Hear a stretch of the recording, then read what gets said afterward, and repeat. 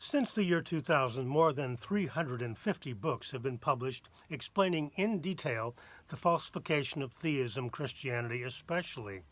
This has never happened before, ever. My name is David Madison, the 30th of December 2019. I'm an ex-clergy atheist, and I have collected these titles into what I call the Cure for Christianity Library, in homage to Mark Twain's famous comment that the best cure for Christianity is reading the Bible. Now we have a lot more books to help with that. Just type Cure for Christianity Library into Google. I have found lots of devastating quotes in these books, hence this series of flash podcasts, Cure for Christianity Knockout Quotes. This is number 5. In his book, Nailed, 10 Christian Myths That Show That Jesus Never Existed at All, David Fitzgerald wrote this, quote, "All attempts to sift through textual criticisms to tease out the real Jesus seem to ignore one nagging problem. Not only do the four Gospels give us four very different and incompatible Jesuses, they appear to do so quite deliberately. Historians don't take such liberties with real people and events, but storytellers and mythmakers do," unquote.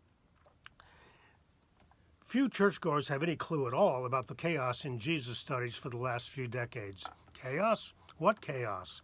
They worship Jesus but are unaware that New Testament scholars have hit a brick wall trying to figure out who Jesus was and what he actually said.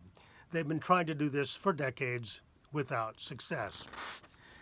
Yes, as David Fitzgerald has said, the four Gospels offer four different, incompatible Jesuses. How haven't Christians noticed this? Here's a Bible study adventure that I recommend. Read the Gospel of Mark straight through, all 16 chapters in one sitting.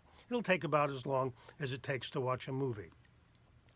Then take a break, have a big glass of wine, trust me, you'll need the wine, and read the Gospel of John straight through.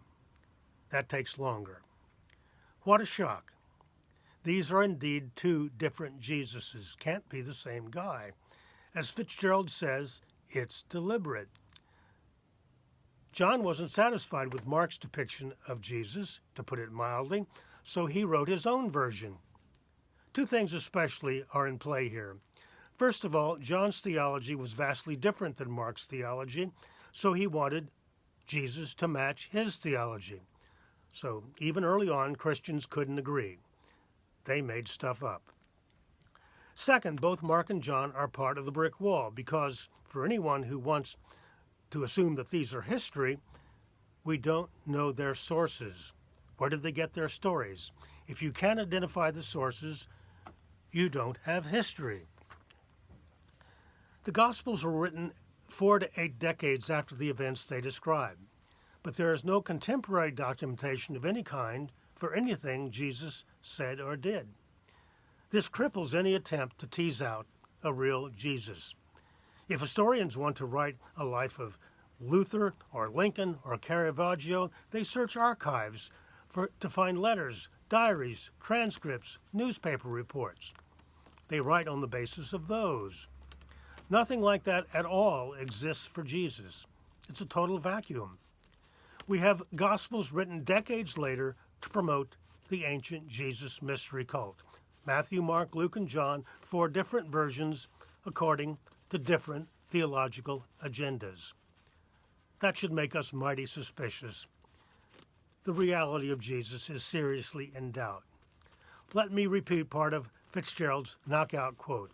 Historians don't take such liberties with real people and events, but storytellers and mythmakers do. The Jesus that people worship today, this is not easy to grasp.